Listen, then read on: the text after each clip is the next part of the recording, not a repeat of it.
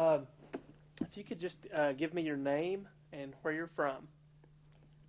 I'm Marian Glustrom, and originally I come from Minnesota, but I've lived down here in Atlanta, where my husband's a native, for 55 years. Okay. What did you do before the war started? Well, immediately before the war started, I was in graduate school. Before that, the year before I went into graduate school, I was working in a mental hospital in western Minnesota, doing bibliotherapy and working with mental patients. At that time, there was very little that you could do for them. None of the current therapies had been thought of, and so we really just did talking and trying to bring them out. How old were you? Where were you at? And what were you doing on December 7th, 1941? I was at graduate school at Yale, and I was at a party. There were about 4 couples, and somebody, for some reason or other, turned on the radio, and we heard about Pearl Harbor. And I remember one man just dropped his glass, and we just stood there. We couldn't talk. And finally, we all put down our drinks and went home. And the next morning, over the loudspeaker came, all graduate students come to the graduate dining hall. And we heard Roosevelt proclaim war. And I still can see the boy that I walked in with. He said to me, "You know, Marian, for 4 years I have been working on my PhD for King Arthur. And all I've thought about was King Arthur. And that's going to do me a hell of a lot of good in combat, isn't it?" And that's the way so many of the students felt, that all we had been doing was sort of useless in the face that we were all going to face combat or combat war in some way or other. So was there, with that in mind, was there sort of what kind of feelings were there about having to go to war? We didn't question it. It was very interesting. Everybody was ready to go, ready to volunteer. There was no question in our mind that we were going to war. It's the first time any of us had known that our country had been attacked. And though we knew deep down that the war was coming and that we would have to go into it, we never really faced it until Pearl Harbor. But there was a general acceptance of, even among the boys that almost had their PhDs, I've got to go, and I'll go.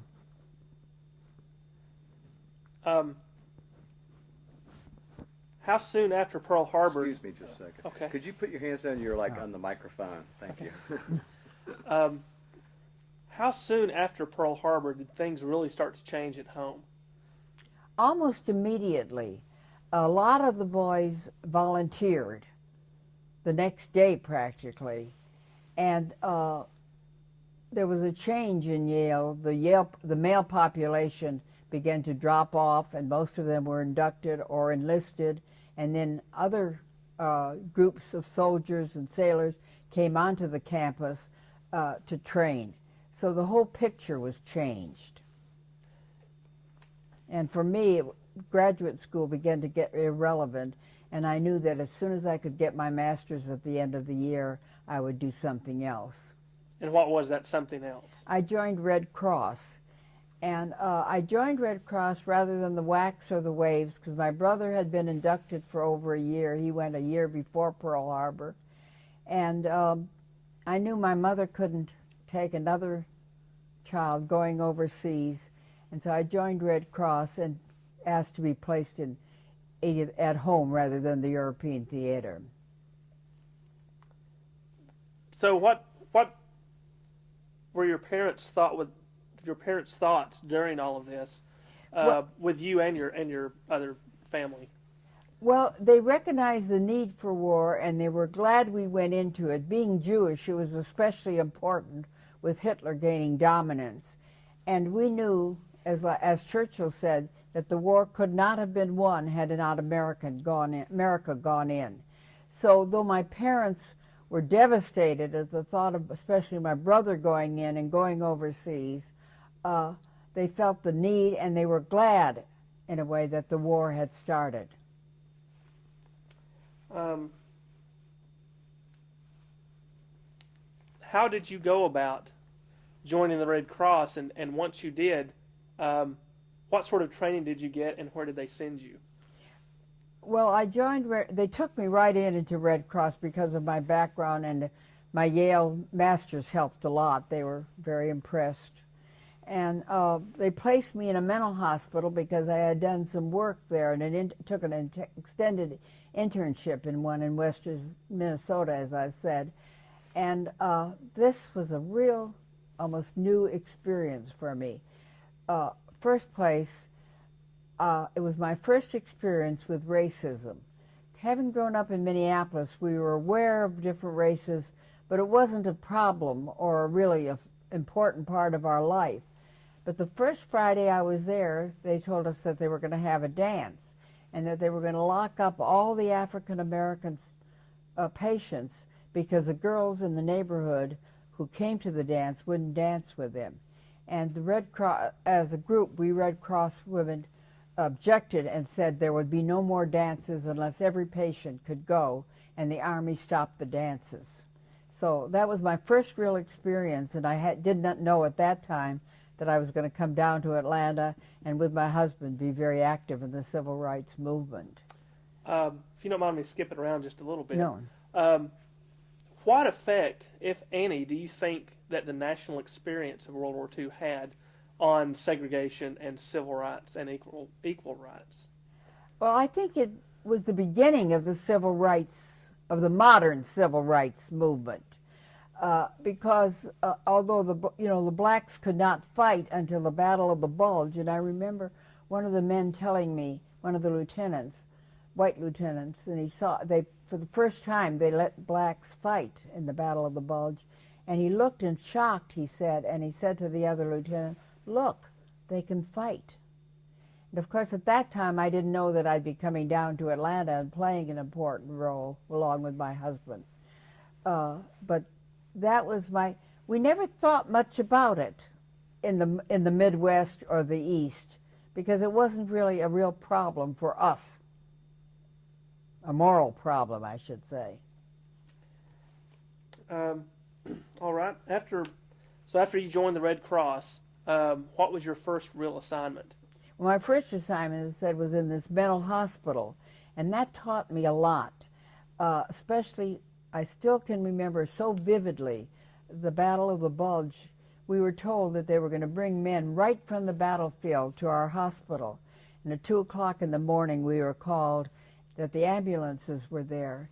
And these men were so dazed, so out of it, they didn't know what had happened. They were shipped right from the battlefield into ambulances, into a plane, and then into our hospital. We took them by the hand and led them like children into the hospital. And the younger ones, especially, when they found out where they were, said, "Please, please don't tell our family where we are. We didn't mean to break down." And we had to work with them to show them that it wasn't a crime, it wasn't a shame to break down, that strong men did it, and that if you awoke in a foxhole, like one man told me, with all your companions dead but you, it would have been very difficult not to go into shock. But it took us a long time to work with these men, to show them there was no shame, that they should see their families. And the Army was really advanced compared to, say, a state mental hospital where I had been. I learned about self-hypnosis for the first time, and these men told us these horrible stories about being in combat. We wondered how they had survived the way they had. They used sodium pentothal for the first time, and electric shock, which at that time was pretty horrible, but it did bring the soldiers out. We used a lot of music, and that seemed to not only calm them, but they would relax as they listened to any kind of music. It was to me, I learned an awful lot about treating mental patients, which helped me in my future career. That was, I think, one of the most outstanding memories I have of the war. The other was the dropping of the atomic bomb. If you would ask me now, I would say, oh, I hope we never have to use it again. But I was at a meeting in Washington when it was dropped, and there was sheer joy all we could think of was there would be no more killing, no more shooting, no more wounded, no more blind. It was over. And it was sheer ecstasy and joy, which I think is hard for this generation to understand how we felt.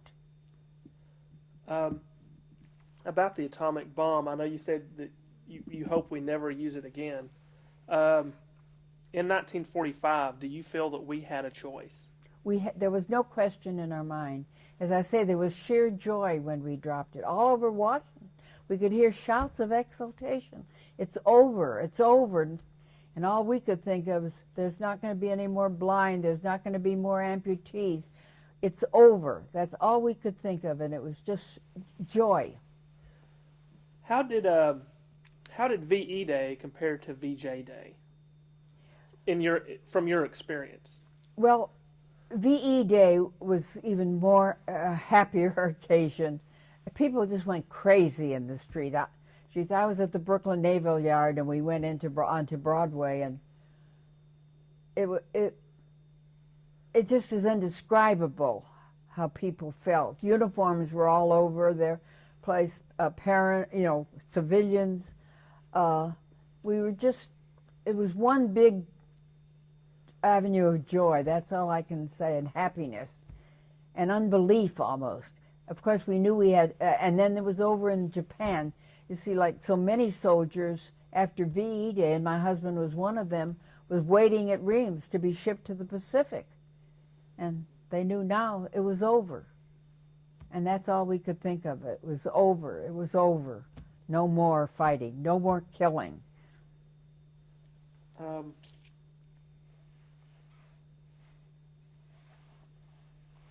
Did you have very many family members in service overseas?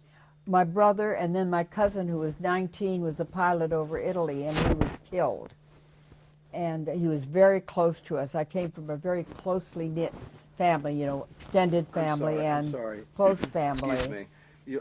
And Alvin was very close to me. He was killed at 19. And the Air Force handled it terribly with my uncle and aunt. They didn't tell them any details. They had to seek all the details out themselves about what had happened. And I think I know they never got over it. How did you keep in touch with your family members overseas? And your family while you were away from home, for that matter? Well, away from home, we wrote letters or called. Long-distance calls weren't like they are today, where I can pick up the phone and call anybody. It was something you thought about, and they were very expensive, so I called my family once a week. My father was dying of cancer, and so I kept in close touch with him. And those overseas, we sent these, airmail letters. In fact, I enclosed a copy in our things I brought over. When you weren't at work, in the evenings and whatever spare time you had, what did you do? Well, we went to the officers' club usually, or read, or wrote letters. Until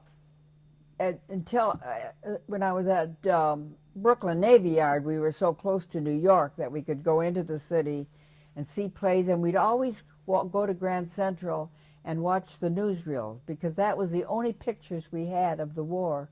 Because, we didn't have TV then. We could just listen to it over the radio. And I read a lot of books. I was always an avid reader, and so this was a chance to read. And then we talked to the men a lot. We went to the, not only the Officers Club, but we went to the enlisted men's lounge and talked to them. We kept in close touch with them. We were one of the few women that they could really talk to and see.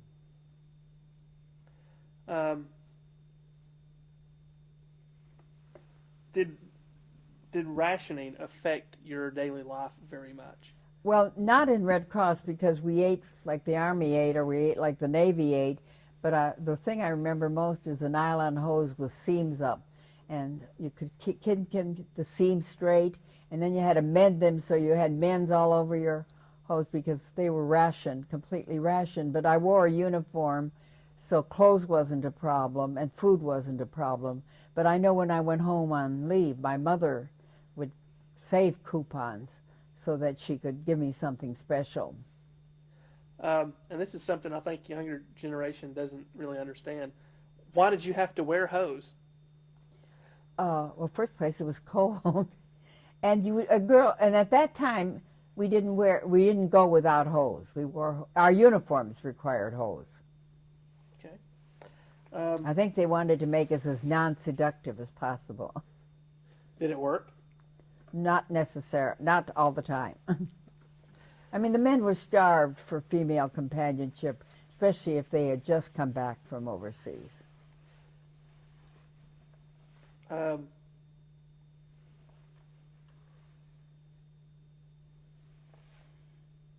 Let's see. Did you say that your family was Jewish? Yes. How late did you find out about the Holocaust, and what did you feel like when you did find out about it? We found out very early because my mother had a sister with 5 children in Lithuania, right outside of Vilna, and we would always gather. I still remember how we would always collect clothes. The neighbors would bring in things, and she would mail it to her sister. And then, for months, she didn't hear from her sister, and refugees were beginning to come into this country, and so we were beginning to hear more and more about it. And that was, I think, one of our causes, that we knew if Hitler dominated, the democracies would be gone and would be a fascist world. Speaking of democracies and fascism, would you classify World War II, in at least one simple term, as basically a clash between the great ideologies? Yes. How do you think that came about? Yeah, I mean, I know there's a lot to go into, but well, I think that the more we read, the more we taught to each other and heard over the radio, we realized that Hitler was a fascist country. Germany was a fascist country, and if it took over the world, our democracy would be over. I was brought up in a very liberal tradition, always a Democrat, and we knew that this could be the end of our world. And Churchill foresaw that. I just finished reading Winston and Franklin, which is a friendship between these two men. And Churchill knew from the beginning that unless America got into the war, we were doomed. And he did everything he could, to bring us into the war. I remember reading that after Churchill found out about Pearl Harbor, he said that he went to sleep and slept the sleep of the saved, because he knew that we were going to be back into it. He knew that we had to get into it, and Franklin Roosevelt knew that we had to get into it. But the country was isolationist to a great extent, and he had to fight and do it, secretly and gradually. And his Lend-Lease, of course, was just a genius thought. How soon after the war was over do you think things got back to normal? Well, I got married right after the war, and my husband's a native Atlantan, and he's going to tell his story, so I won't go into it, but we came down here, and he had been very active in the very early days of civil rights, at the first, a great many men, like there was the American Veterans Committee, which was the only integrated Veterans Association in the South. Johnny and I went up to New York once, and we went to a Navy Sea meeting, and it was lily white. Down in Atlanta, we couldn't have one unless it was integrated. That was the difference, really, between the North and the South. So I think I realized very early that our life had changed. My life had changed considerably because of the war. I wanted to say one thing, too, about how people felt. My parents were not religious at all, but when D-Day came, they went to services because they felt they had to do something to show those boys that they were for them. And I cry when I think of it now. Where were you at when you heard about it, and how did you hear about it? Dee Dee, I was on leave at home, and I remember so clearly they're coming back and telling me of the services, and I said, but you know, you never go to services, and they said we had to do something that showed those boys we were with them.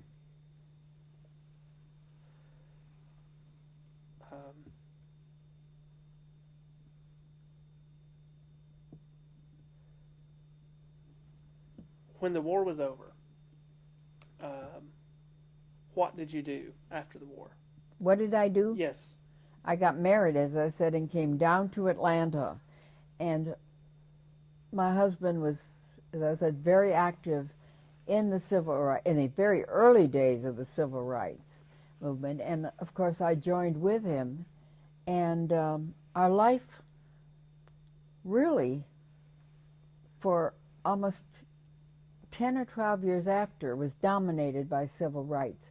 Our sons were brought up to believe it. In fact, I was real active in school integration, and I was PTA president and our school was the first school to pass a resolution saying we would abide by integration. And we hadn't realized how much we had talked to our sons about it until when they were 7 and 9, we went to Washington, and we were standing in line waiting to get into the Washington Monument. And the woman in back said to our older son, "Where are you folks from?" And he said, "My mother is from Minneapolis." And I said, "Merrill, why did you say that?" And he said, "I was ashamed to tell them I was from Georgia." So that told us something about what we had done. How often, after the war was over, between then and now, did you think about the war years? Frequently. My husband was so affected by the war that for years he could not read a World War II book or see a movie until we saw Judgment at Nuremberg, and then they showed the transportation to the camps, and he began to shake all over, and he said, "That's the way it was." We were constantly reminded, and we kept it alive through our sons.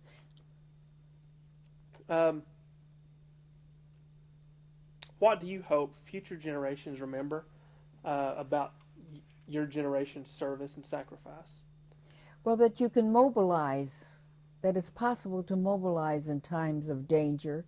It's as Stephen Ambrose said, it wasn't the generals that won the war, it was the citizen soldier. And I look at my husband and I think, that man couldn't have carried a gun and killed. He's not the man I know. But I think it's possible when you're in danger or your beliefs are threatened, you fight for them. Future generations, the young generation now, and many to come, what do you want to tell them? What do you want them to remember always? Not just about World War II, but anything. Well, one thing I think you have to remember is that you live for the present, live in the present, think of the future, but you can't forget the past. Because if you forget the past, it's going to be repeated, as has been said. And I think that they have to know that you mobilize for danger and evil, that evil has to be destroyed in any form. And we, destroyed it in World War II, and then in this following in the Civil Rights Movement. Just an off-the-wall question. What was the funniest moment you remember from your war years? I don't remember many funny incidents, but I do remember when my brother came back from overseas. I was stationed at Brooklyn Naval Yard, and so I met him in New York as he was classification officer for his regiment, so he was the last man to leave and go home. And I met him, it was New Year's Eve, and I said, "What do you want to do, David?" And he said, "I want to eat sweet and sour cabbage." So we went down to the east side and got him some sweet and sour cabbage, and then we went back to Times Square for dropping of the ball. And it was full of uniforms, and people were in tears. It was a very dramatic and moving moment.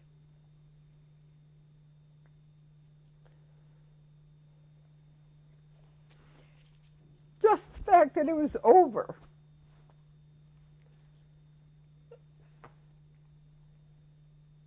I think that's probably fine. How much more time do we have left on this tape? About 7 minutes. 7 minutes. Okay. Have I covered everything that you want to cover, or that you think should be covered, in the time allotted to us today? I think that the important thing, I think, for especially the next generation, in these interviews I've been doing with World War II veterans, I've been taking our grandsons who are 16 and 18. And the first man they interviewed said, I graduated from high school at 18, and the next day I went down and enlisted. And our 16-year-old said to him, but Tom, why did you enlist so young? You could have gone on to college. And Tom said that after Pearl Harbor, nothing was relevant but the war. And so in the car later, I said to the boys, you know, what you have to understand about World War II was that we had a cause. Nobody objected to going.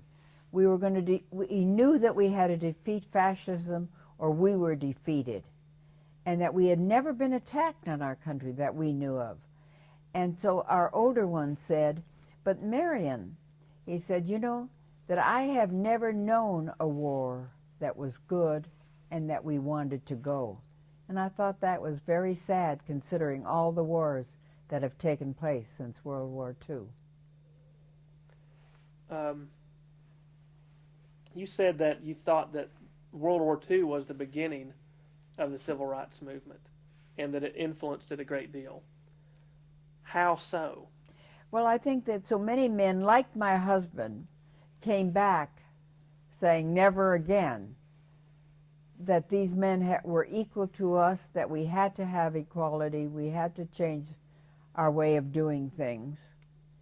And I think without the war, and I think my husband will elaborate on that more than I can, or should, I think it was the beginning of a movement of people that felt that we had to change the world for the good, and that we could. Have we changed the world for the good? Well, considering what's happening now and how I feel, no. But I think we know how to fight now. Whether it'll do any good or not, I don't know.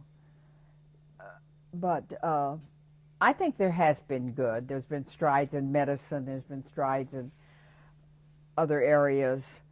And we're getting maybe our more educated group will have change. I taught I was a professor of sociology before I retired, and I think that my students began to think a lot more than they had before they came to college. I think our grandchildren are more informed or think more than maybe we did even. And I know one of our grandsons led 300 students out of his high school when Iraq started, and knew why he was doing it, talked to the principal. That gives me hope for the next generation. Okay. I think that about covers the things. Thank you very much. Very kind. Till he helped.